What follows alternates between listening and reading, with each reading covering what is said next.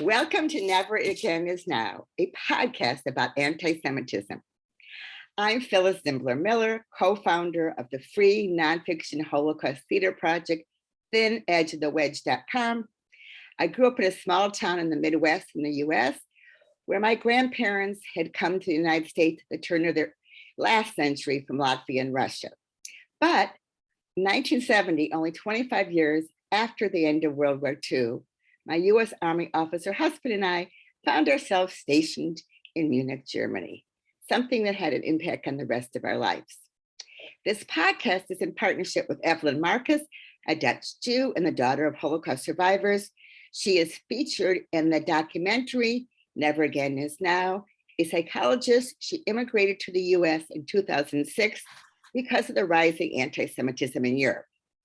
Our guest for today is Rich Brownstein, coming in from Israel. He is a lecturer on Holocaust film at Yad Vashem's International School for Education and the author of the new book, Holocaust Cinema Complete, a history and analysis of 400 films with a teaching guide. He will speak about the book at the end of the program, and I will tell you how it's meant to be read from cover to cover and not just as a reference book.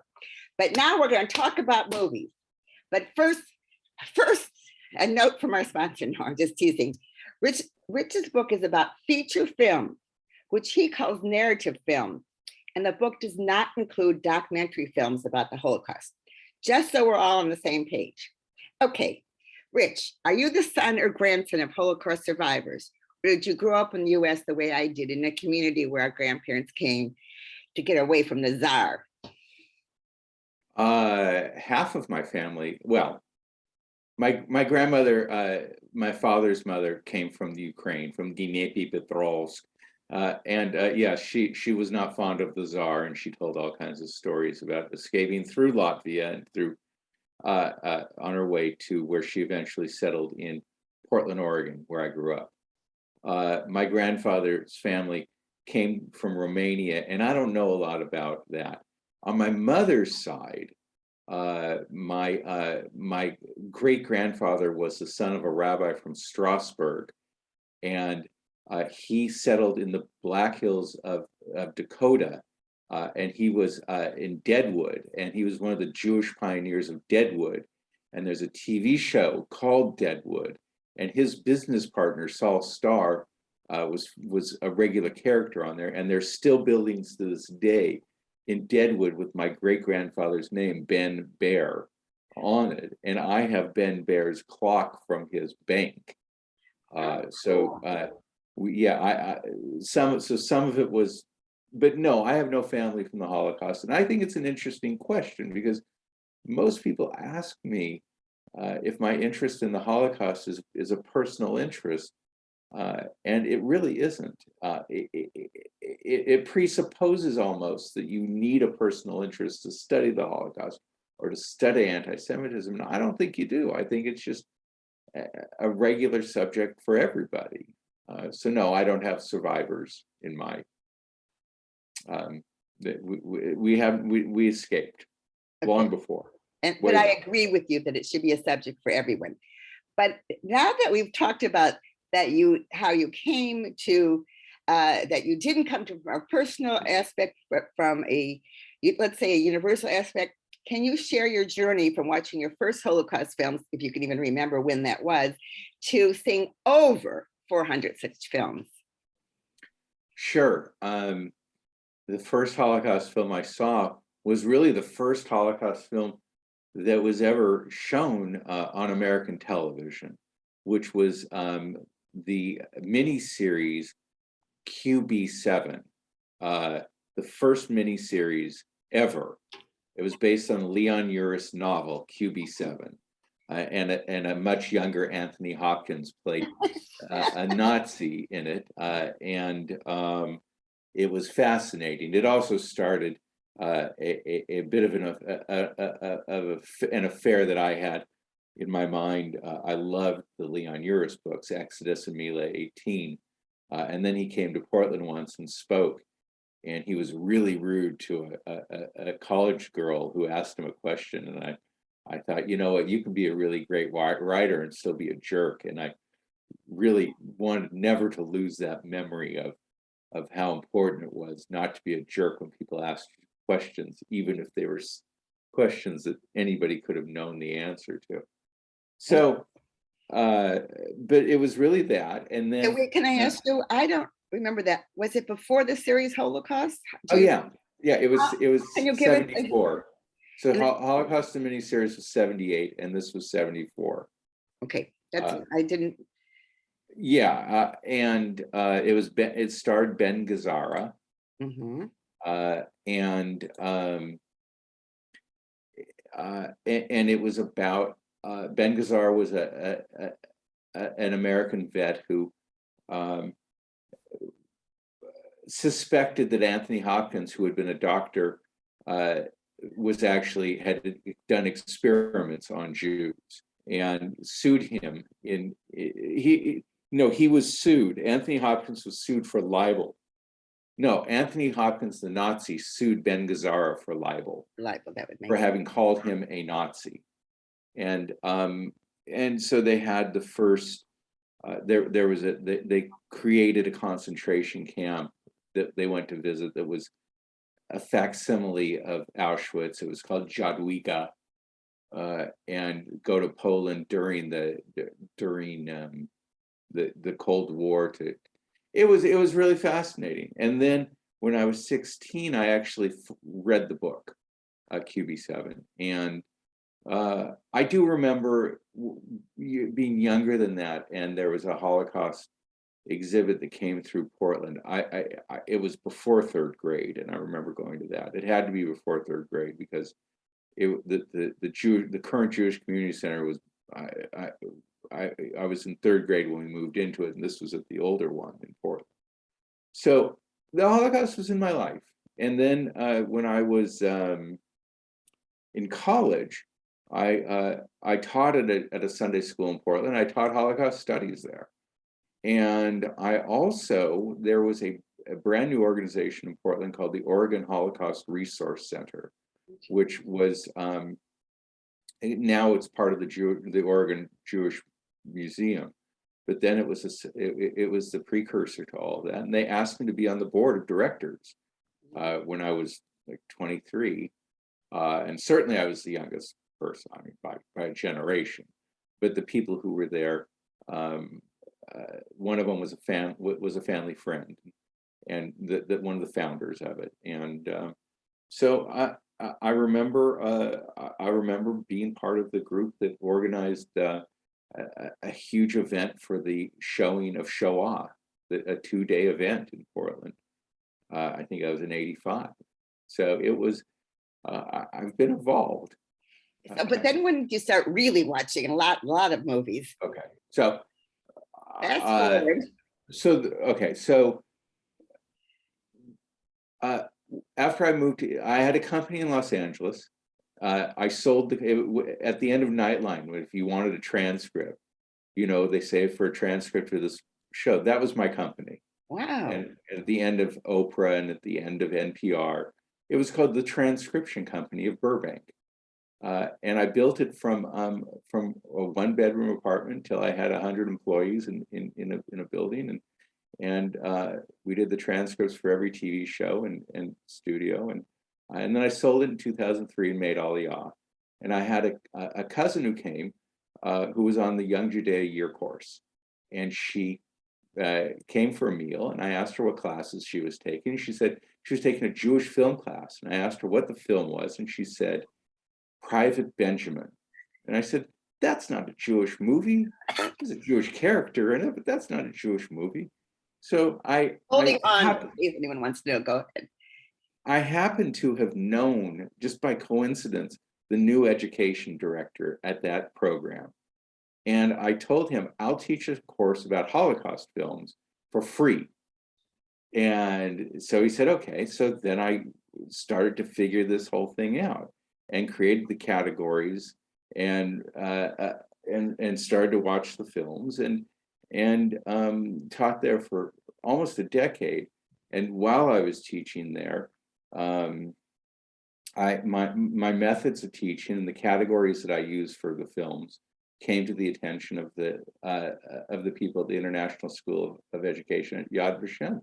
And so in 2014, I started to lecture there, and I've been lecturing there since. And then someone asked me if I could just write down all of this, and I wrote the book. And the book is it's a lot of chapters about a lot of things, and some of it is reference, but it's basically a group of essays about things like why I don't recommend Schindler's List, why we should care about or not care about Elie Wiesel not liking Holocaust films, how it is that we watch The Pianist when it was made by a child rapist, what is the greatest Holocaust film ever made, a practical history also of Holocaust filmmaking. So these are all chapters in it, and then there is a chapter which is a third of the book, which is the 52 films I recommend as the best Holocaust films, and reviews of every one of them that I write. So let's switch for a moment to documentaries, which is not what your book is about. And as you said in a JTA webinar recently, you spoke about turning off the TV if there are going to be shown scenes of the Twin Towers collapsing. And you described your feelings about fiction films based on historical facts as compared to documentaries. Can you share these feelings with the podcast audience? Yeah, so when you're watching a movie, a narrative movie, a recreation, something that even fictional, not fictional, but with actors, where they're recreating something, you know, in the back of your head the whole time, it's like a mantra. This isn't real. This isn't real. This isn't real. Somebody shot. You know that it's not real. You know they're not shooting somebody. You know that they're not breaking, that they're not hitting, that they're not blowing things up, that they're models. But the Twin Towers falling is real, and I don't need to see that. And I've never seen it. I've seen the planes flying, and I don't need to see it. But I give this answer. I talk about this only in relation to the question that people ask, which is, how can you watch so many Holocaust films? When they ask me that question, my answer is, I'm watching an art form. I'm not watching people being shot regularly in like you would in some documentaries, and there are many that are that gruesome. I'm watching an art form that depicts these acts, and so I'm judging the art form as an art form, not viewing people being killed. Okay, someday you and I can disagree about this, because I'm not sure I agree with you, but you're certainly entitled to, and I mean, I certainly understand your opinion. I watch both Holocaust films and documentaries, and I can cry just as easily in one as in the other. Oh, I can cry. Oh, no, I'm affected by them both. I'm not suggesting that. I'm certainly affected by them both. But it's the difference between fireworks and artillery. When I'm watching a documentary and someone's being killed, they're being killed. That's the end of it. When I'm watching Schindler's List and someone's killed, they're not being killed. Right. It's the reason. And I can differentiate. I'm sure you can too, but I do differentiate. Got But it. no, and I'll tell you, I cry. I mean, but I don't cry when people are killed. I cry when the art form is so elevated that I can't believe that something that beautiful has been made. Like there are parts in Harold and Maude, a wild comedy that I cry. I've seen that movie 30 times, shown it to my classes, and there's still parts that choke me up. There are parts in Annie Hall that choke me up. I mean, and in the movie Diner, there are great moments in these films that transcend the things that we can do in our that is what these great filmmakers do. So my tears aren't sadness. My tears are the joy of seeing somebody who's able to accomplish this and put this in front of us. I'll have to think about that a little bit more when I have time. It's a very interesting perspective. On this podcast, our goal is to teach about what anti-Semitism is and encourage people to speak up against it. How can watching Holocaust films help combat anti-Semitism? Well, I'm going to assume that anybody who's watching a Holocaust film understands the price of anti-Semitism. I think it's I think it's a little bit like saying, how can we learn about tooth decay when we're pulling someone's decayed tooth? I mean, they know at that point they understand as it's being pulled that maybe they should have done something differently, or that it's a serious issue. So I think by the time you're watching a Holocaust film, you have a pretty good read on what anti-Semitism is. I don't think that Holocaust films are going to be useful for that. There are two films.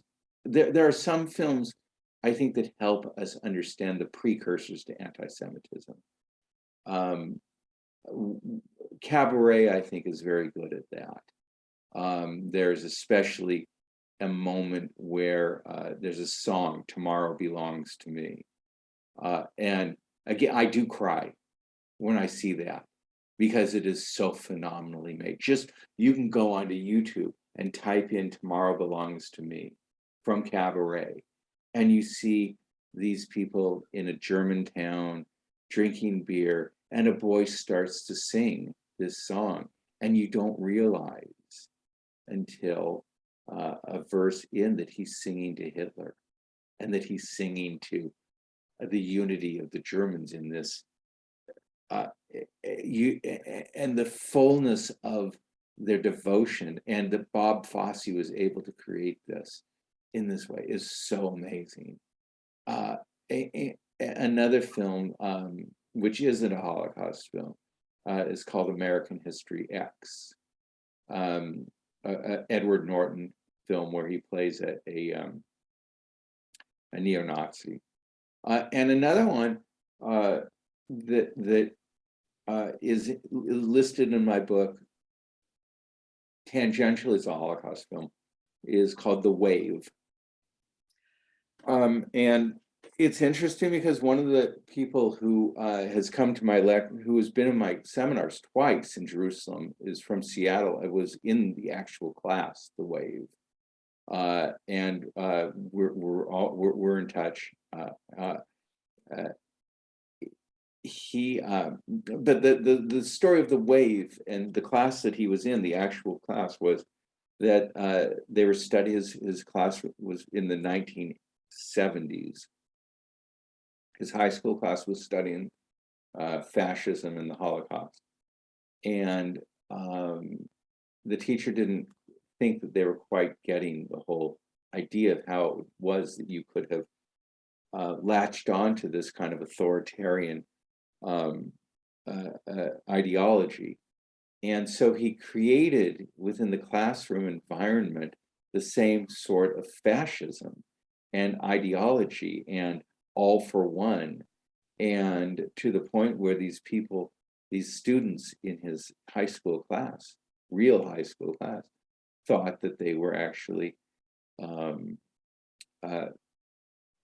part of a group of the next level of leadership. It was an exercise in authoritarianism. And then at the end of the film, I don't want to ruin it, you should see it, but it's an amazing lesson. That the film is incredibly dated, but when you look at it, you feel like you're watching like Gilligan's Island or something, but it doesn't matter because it does tell the story about how we become, and I think I don't want to be political, but it has lessons that can certainly be used today. I actually read the book within the last couple of years because Lisa Weber's YA novel, The Assignment, which came out a little over a year ago and is getting all these justly awards. We interviewed her on the show. It's a fictional story, but it's about something that really happened in upstate New York in 2017 when Holocaust was told to defend the final solution. So she told me about The Wave, and I read the book. I didn't see the movie, but yes, it's very frightening. And it's frightening. Yeah, yeah. So I'm not sure that the Holocaust, the implication of the Holocaust being a way to defend against Holocaust, against anti-Semitism, is like I suppose it's like saying, if you see people being killed, is it going to scare them into not being racists? And I don't think that I don't think that's what's going to do it. I think that if they're racist, they're going to say, "Oh, that's good, they died." Not, "Oh, that's too bad they died." I think a very small percentage of people who have those tendencies are going to be scared straight out of those tendencies by seeing The Gray Zone or The Pianist or Fateless or Schindler's List or The Counterfeiters or even Cabaret. I don't see that anybody is going to who has those tendencies it's going to affect them, and I don't think anybody who doesn't have those tendencies, they'd be watching it if they did. but I do think that some movies that show what led up to it can help more than showing what happened. Yeah, that's the point of Cabaret, or perhaps Julia, which also showed the rise and won Academy Awards. Although, Yes. Julia is a complicated film for us too. For a Yes, completely different reason. because of Vanessa Redgrave. Because of the but still it's a teachable moment for us. And Patty Chayefsky, I don't know if you remember that he afterwards he followed her. So for those of you who don't know, you can go on YouTube and you can Google Vanessa Redgrave Zionist hoodlums. She had been she had been producing a movie with Yasser Arafat. Okay. This was no friend of Yes, the Jews, and she starred in this film about an anti-fascist woman who was helping Lillian Hellman, or Lillian Hellman was helping her. I don't want to get it backwards. Played by Jane Fonda, I think one of them was, and so here's this Holocaust movie made by Fred Zinnemann, and she won the Oscar for Best Actress in this pre-Holocaust movie, and she gets up and she says that she won't be intimidated by Zionist hoodlums, and she's booed. And then Patty Chayefsky, the great playwright, who his famous line he wrote in Network. Yes, in Network. Yes. But he wrote a lot of great things. But I'm not going to take it anyway. That was his, Right. Directed by Sidney Lumet. So this is a guy with yichus. I mean, there is no, you can't have more yichus than Patty Chayefsky. And he said to Miss Redgrave, I would just like to say that it is okay to just accept your award and sit down. This is not the most important moment of anybody's life. You don't have to make a statement like this. No, that I and did. he was so regal about it, and you can see this on YouTube too. It's a great moment. It's a teaching moment. It totally is a teaching moment about how to stand up to bullies. Yes, yes, exactly. That's one of the things that Evelyn and I talk about, although we try and say speak up instead of stand up because of the I don't know how to say this politically correctly. Anyway, we've been told that we should say speak up instead of stand up. You have to this is a little bit outside my lane, but I'll tell you, you have to be prepared. Yes. If you think you're going to be Yes. in a situation where there's going to be something, you need to run the routines in your head. You need to know what you're going to do. It happened to me once that I was on a subway in Paris, and I was wearing a yarmulke with my family, and I was attacked. Somebody hit me. What year? I don't Around. know, but I wrote about it, and you can, if you go to brownsteins.net, which is where I kept my blogs when I made Aliyah, it was probably 2007, 2006. And I wrote this whole, recounted the entire story.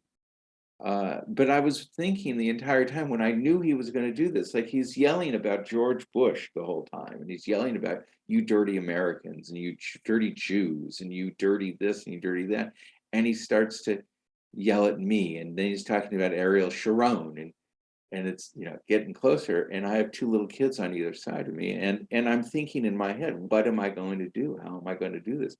I'm rehearsing it, and you can read the blog. If I know. Read Exactly. about what happened. Some of the times we do, some of the podcasts, we talk about what you could say. So as not to yell, but to calmly answer. How to explain to someone that, I did. There was nothing calm about what I did. oh, okay. And there was nothing calm about what my mother-in-law did. Oh, It is a great story. My French mother-in-law.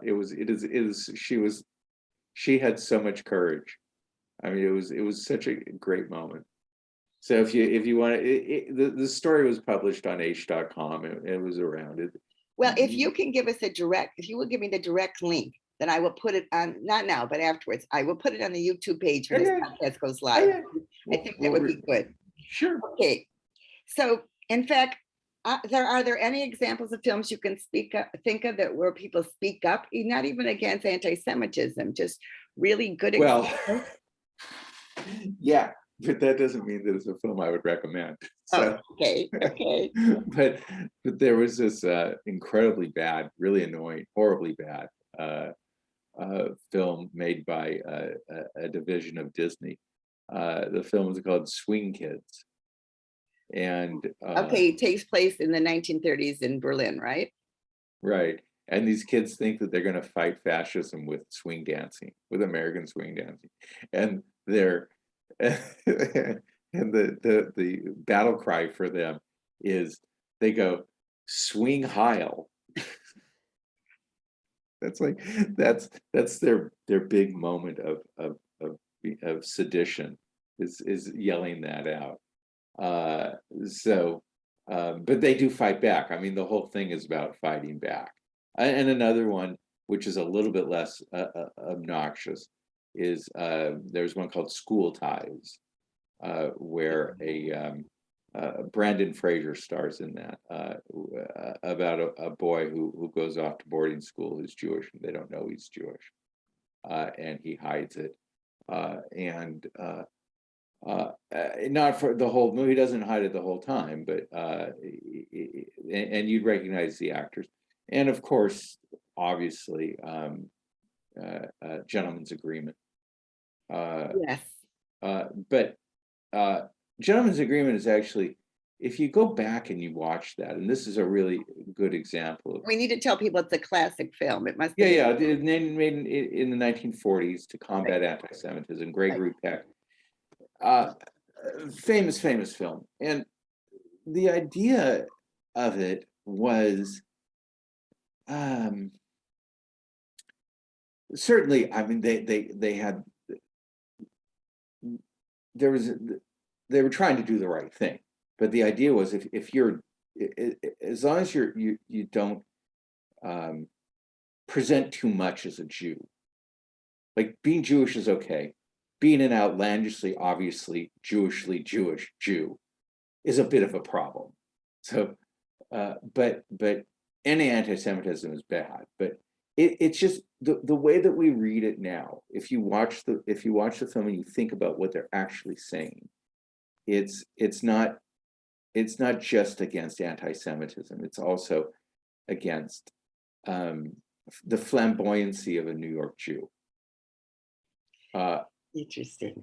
And it's not as clean as we think it is, but it was good, well intentioned. I mean, for the 1940s, this is a fabulously right enlightened moment. This is, I mean, far light years ahead of anything that was there, but within our 2020 vision of what that film really said, it's not the cleanest message today. When my husband and I were in Munich, we went, the Munich City Museum had a Hollywood Film Festival, and we went to see the original To Be or Not to Be, not the Mel Brooks one, but the original one. Ernest Lubitsch. And It was Carol Lombard and Jack Benny. yeah, Jack Benny was, and we, the other two Americans, are laughing, the Germans in the theater. They had to speak English. There were no subtitles, to the best of my memory. But I mean, you had to understand where it was coming from, but it was, we thought at the time, living in Germany and being in our early 20s, that it was a really strong film to be shown in Munich at that time. I mean, it was 1970 when it was shown, 1971. Oh yeah, it was courageous. It was certainly courageous. It was courageous when Mel Brooks remade it. And for that matter, when you're talking, I mean, To Be or Not to Be was, I think, 1942. I didn't realize it was during the war.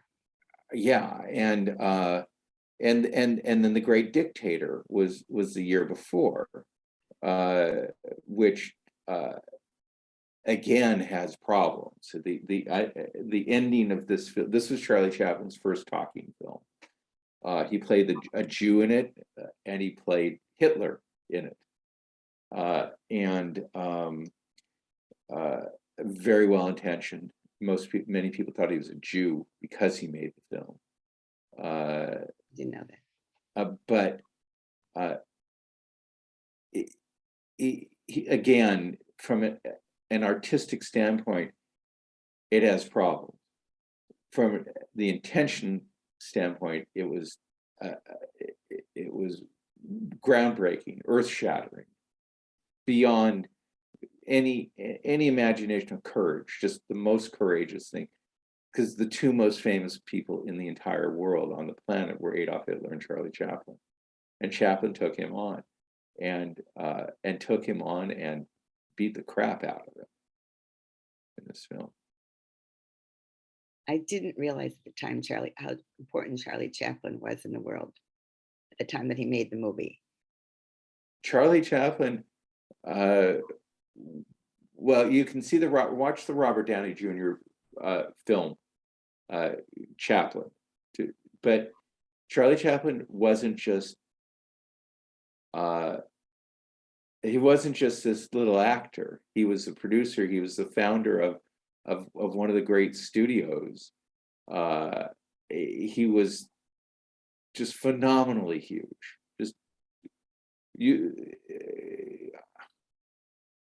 I can't. He was like Spielberg, except that he was in the films. Okay. I mean, okay. He was that large. He was that. He was. Yeah. He was just phenomenally huge. We can certainly, we can get that comparison. So now it's time for last thoughts. I want you to hold up your book, and I want you to tell us a little about your book. Okay. This is my book, Holocaust Cinema Complete, a history of an analysis of 400 films with a teaching guide. It is available from my publisher, McFarland Press, and it's available from a million other places. Amazon, it has been sold out. They keep sending them to Amazon, and they keep selling out. You might have more luck with my publisher. If you go to my website, which is not hard, it's holocaustfilms.com. If you go to holocaustfilms.com, then there are links to all kinds of booksellers that have it. There are also links to my other interviews and also articles that I've written, including what JTA says is the third most read article of the year, which is my interview with the maker of the greatest Holocaust film ever made, The Gray Zone, my opinion. Yes, I'm laughing because I wrote a blog post subsequently in Times of Israel taking issue with Rich, but he still talks to me, so that's okay.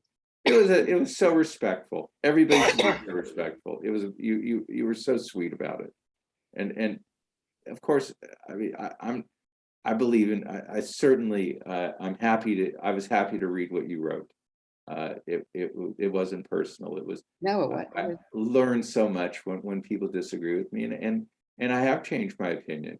about things just from.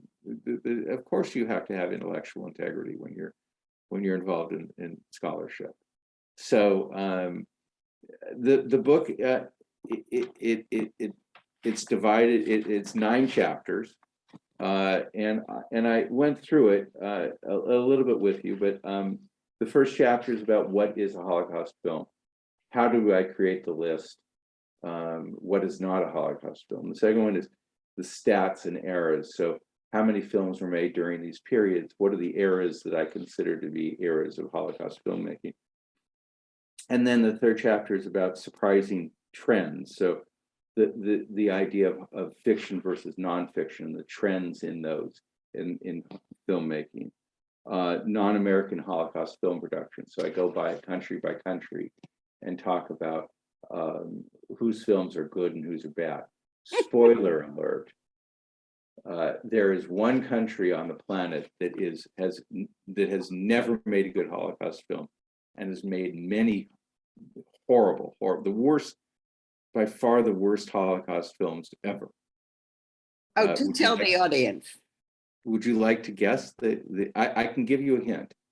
It shares a border with the United States, and it's not Mexico. Really? Canada has made a lot of films? A lot of horrible Holocaust films. I had no idea. Right. It's better that way. It's better you should. I really. Not that I don't love Canadians. They made one good Holocaust film, but it was directed by an Israeli. So to say it correctly, there are no good Holocaust films produced by Canada, directed by Canadian directors. That is the correct statement. And do you think there's a reason? I do, but it's more than we can get into here. Right. But I watch the films and see if I'm wrong. Okay. I list them. They're all listed. Then there's saying about American guilt and why America didn't bomb Auschwitz, and then about God and the Holocaust and the Holocaust exploitation. So that's just the third chapter. So it goes on. There are many chapters. And in the back of the book, there's a list of every Holocaust film made, 443. A summary of every one of them. The age that they're recommended for, the rating, the director, the awards that they got. It's another third of the book. And then there's another smaller appendix that has films that are not Holocaust films that people think are Holocaust films. And then there's an index with 2,700 entries that includes the birth, date, and place, and death, and reason of prominence for the people, why they're in there. So because of the Vanessa Redgrave thing, I had to mention Yasser Arafat. So Yasser Arafat is there, and it says what his real name was, where he was born, where he was born, where he died, and his occupation. And it says terrorist. I was going to say, did you put terrorist? That's what terrorist. I was. Okay. Ava Braun is in there. It says Hausfrau. Yeah. The only person who I mention in the book who is not in the index is Hitler. I was going to say he didn't deserve. Right. But so I received a message recently on Facebook from somebody who said, I was reading this excellent book recently, and I realized that I had been quoted in it. And then, so he takes a picture of the book. He takes a picture of the quotation of my quoting him. He takes a picture, he circles the footnote, and then he goes to the index and he circles his name in the index. So that's, obviously he was very pleased. Yeah. So that's it's okay. It was fun to make the index. It only took 2 months. It took 2 months. Okay. And now we all get to enjoy the fruits of your labor. So I can't thank you enough for joining us, Rich. This has really been wonderful. thank our guests for listening. I just want to say, for anyone listening who has not yet seen Evelyn in her documentary, remember today we were speaking about narrative films, but Evelyn's in a documentary, nonfiction, Never Again Is Now, about anti-Semitism in Europe, and then with an epilogue bringing it up to today. So I think it's really important to see. You can see it for free at joinneveragainisnow.com. And wherever you are, as long as you don't put yourself in physical danger, please speak up against anti-Semitism.